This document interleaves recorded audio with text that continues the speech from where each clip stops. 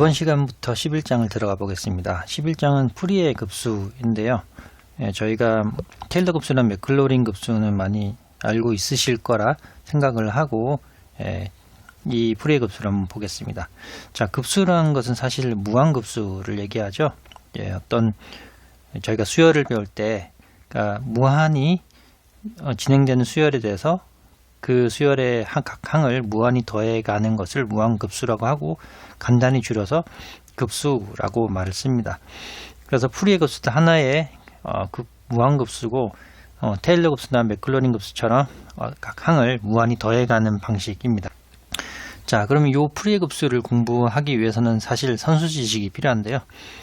제 채널에 선형대수 영상이 있는데 특별히 6장을 보시면 6장 전체를 다 보시면 좋고요. 내적 공간 6장 전체를 다 못 보시더라도 최소한 6장 1절 내적과 6장 6절 풀이의 급수 부분은 꼭 반드시 보셔야지 이 풀이의 급수를 이해를 하실 수 있습니다. 자, 그러면 일단 11장 1절 한번 시작해 보죠. 식교함수라는 제목인데요. 자, 저희가 밑에 선형대수에서 한번 봤던 내적 6장 1절 내적 관련된 내용을 다시 한번 여기 가져와 봤고요. 어떤 벡터 안에 여기는 특별히 3차원 공간이라고 했고요. 아니면 그 선형대수에서는 그냥 n차원 공간으로 바로 일반화해서 보기도 하는데 좀 더 쉽게 설명하기 위해서 R3 유클리드 3차원 공간에서 UV를 임의의 벡터라고 할 때 그때 내적을 미적분학에서는 이런 다트 프로덕이라고 했었고 내적, 그리고 선형대수에서는 사실 이렇게 내적을 꺽쇠로 해서 U 벡터와 V 벡터를 내적을 한다 이렇게 정의를 했었죠. 그죠?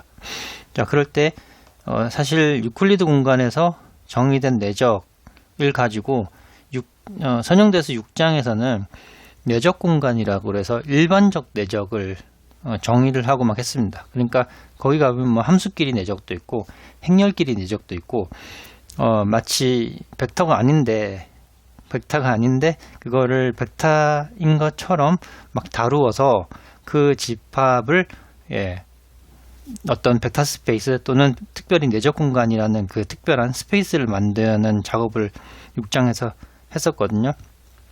자, 그럴 때 그때 내적을 일반적인 내적, 그러니까 유클리드 내적, 다트 프로덕 말고 일반적인 내적을 정의할 때 요 네 가지만 다 성립하면, 네 가지 성질만 다 갖춰지면 내적을 어떻게든 정의를 할 수 있습니다. 그러면 그게 내적이라고 받아들이자라고 한 게 선형대수 6장의 내용이었죠.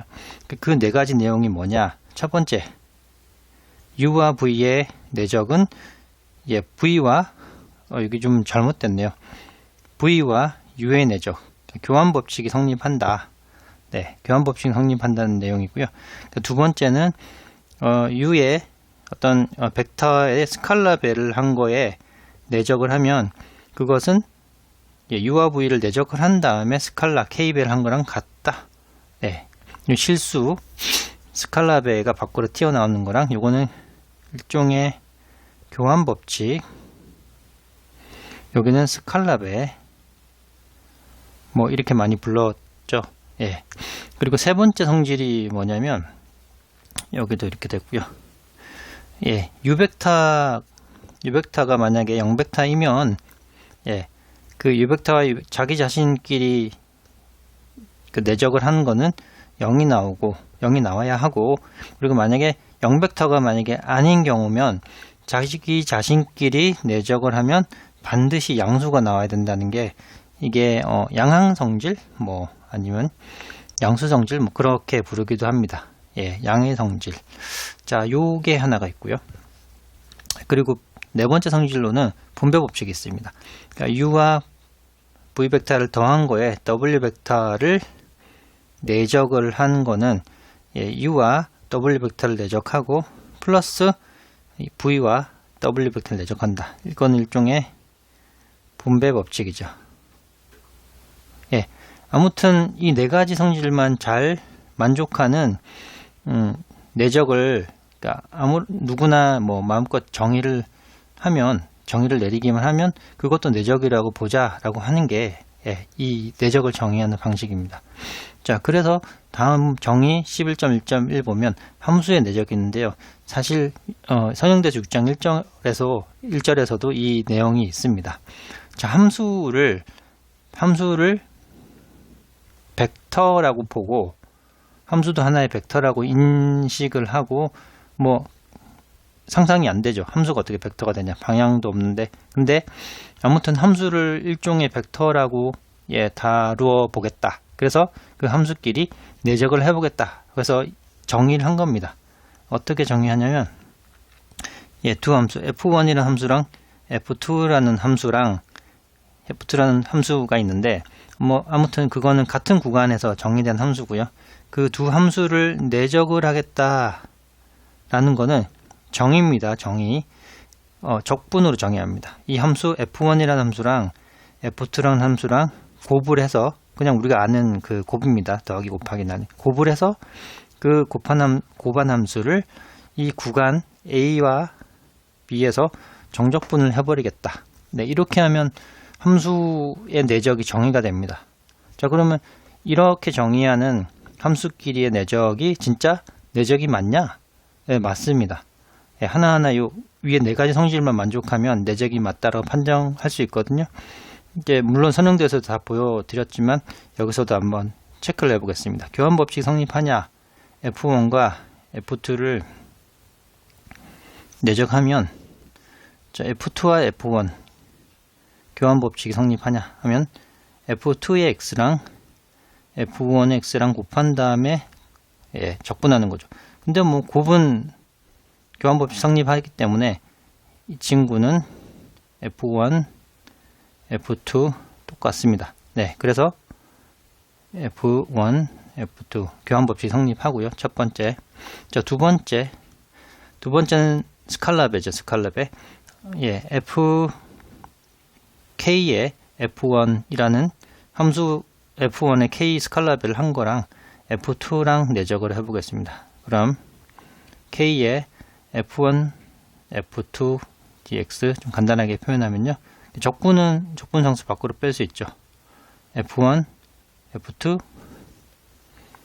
dx. 네, 요거는 다시 한번 쓰면 F2의 F1 dx 같죠. 네, 따라서 뭐 이거는 교환법칙 성립하고 스칼라베도 여기까지만 보면 스칼라베 이렇게 성립하죠. 자, 두 번째 스칼라베도 만족을 했고요. 세 번째는 만약에 0벡터면 이런 경우에 F1이 영함수라고 해보겠습니다. 영함수라고 하면 F1과 아예 그냥 영함수랑 임의의 함수 F2를 하면 결국 두 개를 곱하면 0이 되죠. 그죠? 0을 적분하는 건 0입니다. 네. 그래서 여기까지는 만족을 했고요. 여기까지는. 만약에 그 F1이 영함수가 아닌 경우에 해보겠습니다. F1과 영함수랑 이렇게 해보면 뭐 이렇게 써도 되고, F1 사실 F1 같은 거거든요. 영함수 하면 어차피 0 곱하기 0이니까 0이죠. 그죠? 0. 네. 그래서 여기까지 만족을 한 거고. 자, 0이 아닐 때는 F1에다가 F1을 하면 F1이라는 함수의 제곱이 됩니다. 제곱. 그죠? 그러면 이 함수 자체가 0이 아닌데 제곱을 하면 요 피적분 함수 F1x의 제곱은 항상 양수가 되죠. 요만큼은 항상 양수입니다. 항상 양수인 양함수를 적분하면 A, B 구간에서 항상 양수인 양함수를 적분하면 이 친구는 양수입니다. 네, 그래서 여기까지 세 번째 성질 만족을 했고요. 네 번째 분배 법칙 한번 해보겠습니다. 뭐 이번에는 F1, F2랑 G랑 한번 해보겠습니다. 물론 G도 임의의 함수고요. 자, 이렇게 정의에 따라서 F1 플러스 F2에 G를 곱한 다음에 적분을 하면, 적분은 요 안에 분배 법칙에 따라서 F1 곱하기 G 플러스 F2 곱하기 G 되죠. 자, 그럼 적분 따로따로 할 수 있죠. F1 곱하기 G F2 곱하기 G. 네, 따라서 이 부분은 F1과 G의 내적이고 F2와 G의 내적이고 되죠. 분배법칙 성립합니다. 그래서 함수의 내적을 이렇게 정의하면 아주 잘 정의된 내적입니다. 함수의 내적이라고 볼 수 있죠. 왜냐하면 네 가지 성질을 다 만족하기 때문에. 자, 그래서 이 함수의 내적 정의를 받고요. 다음은 직교 함수라는 걸 또 정의할 텐데 어떻게 하냐? 저희가 벡터의 내적에서도 두 벡터의 내적이 0이면 그 두 벡터는 직교한다. 이거 알고 있죠, 그죠? 두 벡터의 내적이 0이면 같은 말은 U 벡터와 V 벡터가 직교한다. 예, 이거 알고 있죠. 이것도 함수의 내적에도 똑같이 적용을 시켜봅니다. 자, 두 함수 F1과 F2가 내적을 했을 때 0이 되면 이 함수 F와 함수 F2는 서로 직교하는 함수다 라고 해서 직교함수라고 부릅니다. 뭐 어렵지 않죠? 그냥 내적이니까. 자, 이렇게 함수의 내적과 직교함수를 정의를 해봤고, 예, 그래서 한번 예제 1번 한번 보겠습니다.